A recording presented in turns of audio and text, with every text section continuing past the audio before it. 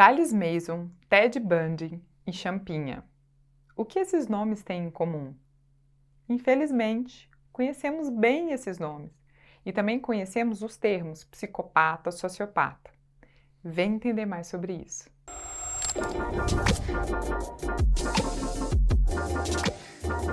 Seja muito bem-vindo, seja muito bem-vinda ao nosso canal do YouTube no segmento de psicopatologia. Toda terça-feira temos um vídeo aqui no YouTube sobre psicopatologia.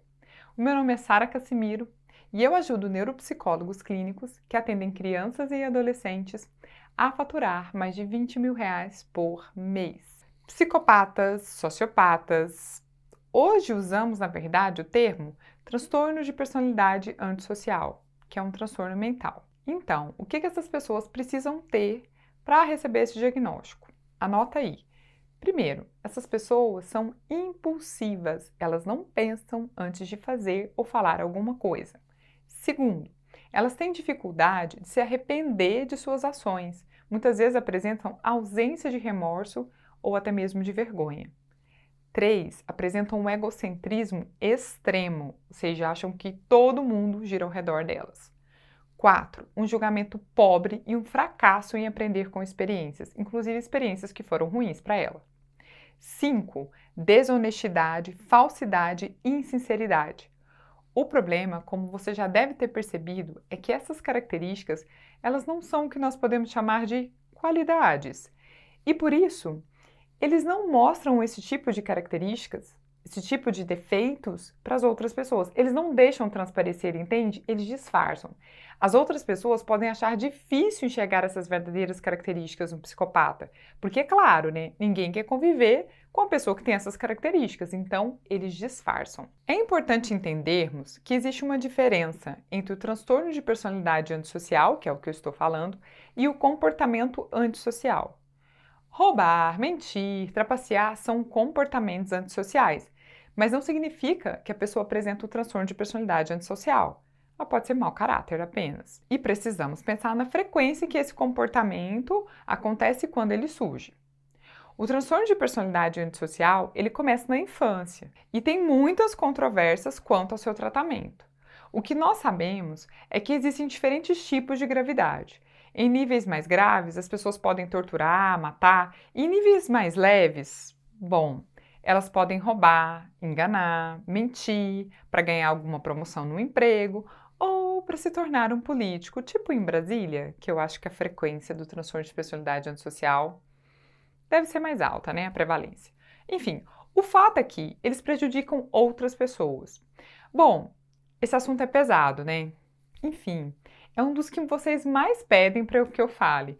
Eu acho que eu acredito que tem a ver com a questão do tratamento. Quando eu falo que existem controvérsias em relação ao tratamento, é que a maior parte dos tratamentos que existem para o transtorno de personalidade antissocial, eles não são considerados efetivos.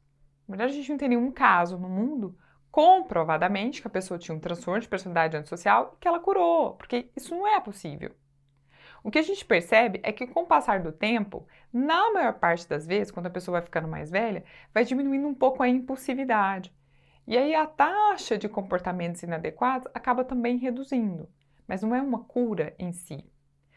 E eu acho que um dos grandes motivos também que gera muita curiosidade esse assunto é que as pessoas perguntam: poxa, Sara, então assim, se não tem cura e se o tratamento é considerado pouco eficaz, o que a gente faz com essas pessoas?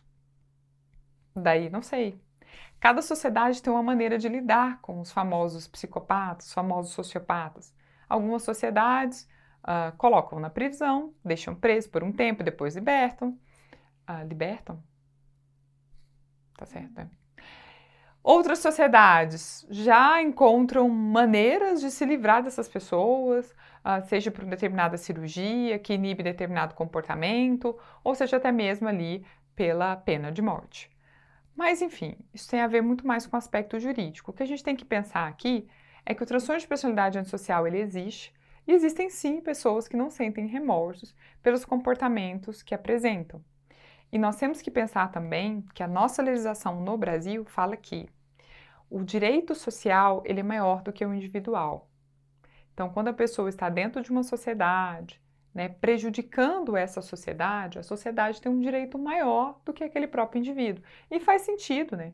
Você não pode conviver num mundo que você faça o que você quer, o que você bem entender, ou que você faça algumas coisas que podem prejudicar outras pessoas. O fato é que a gente não conhece muito sobre o assunto ainda.